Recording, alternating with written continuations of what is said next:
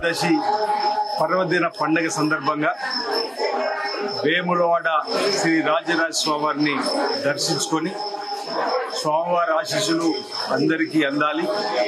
సకాలంలో చక్కటి వర్షాలు బ్రహ్మాండంగా పడి పాడి పంటలు బ్రహ్మాండంగా పండి రైతు వర్గంతో పాటు అన్ని వర్గాల ప్రజలు సుఖమయ జీవితంతో ఆనందమయ జీవితంతో అష్టలక్ష్యంతో ఆరోగ్యంతో ముందుకు సాగే విధంగా సోమవార ఆశీస్సులు అమ్మవారి ఆశీస్సులు అని చెప్పిన సందర్భంగా ప్రార్థన చేయడం జరిగింది.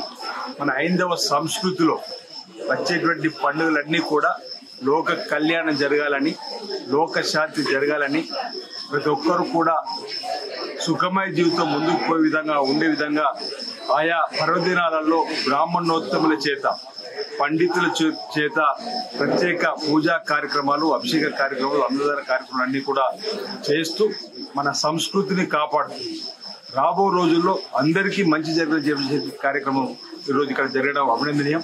ఈ తొలి ఏకాదశి పర్వదిన సందర్భంగా పరమేశ్వరి శ్రీ రాజరాజస్వామి కూడా వేడుకుంటున్నాం. తెలంగాణ రాష్ట్ర ప్రభుత్వం ముఖ్యమంత్రి గౌరవ శ్రీ రేవంత్ రెడ్డి గారి నాయకత్వంలో బ్రహ్మాండంగా పరిపాలన ముందుకు సాగి ప్రజలందరికీ కూడా చక్కటి పరిపాలన అందించే విధంగా మరి స్వామివారి అమ్మవారి ఆశీస్సులు కూడా అందజేయాలని సందర్భం కోరుతూ ప్రధానంగా ఒక పండుగ వాతావరణంలో రాష్ట్రం ముందుకు పోవాలని చెప్పండి. రైతులకు రుణమాఫీ చేసేటువంటి కార్యక్రమం కూడా కాబోతా ఉంది. అందరికీ మంచి జరిగే విధంగా కూడా ప్రభుత్వం తీసుకున్న నిర్ణయాలు ప్రజలకు వెళ్లే విధంగా మరి ఎలాంటి ఆటంకాలు కూడా రాకుండా ముందుకు వెళ్లే విధంగా స్వామివారి ఆశీస్సులు కూడా ఉండాలి. సందర్భంగా ఇప్పటికే అనేక సంక్షేమ కార్యక్రమాలు ప్రభుత్వం అమలు చేస్తూ ముందుకు పోతా ఉంది.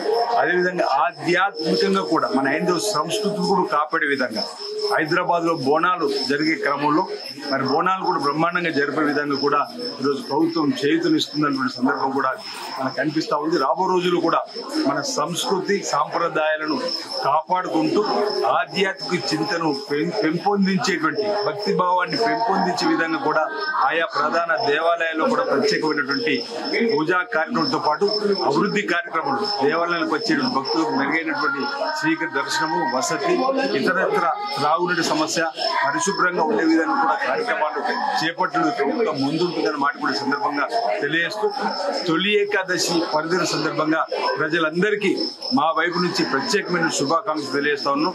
అందరికీ నా హృదయపూర్వక నమస్కారం.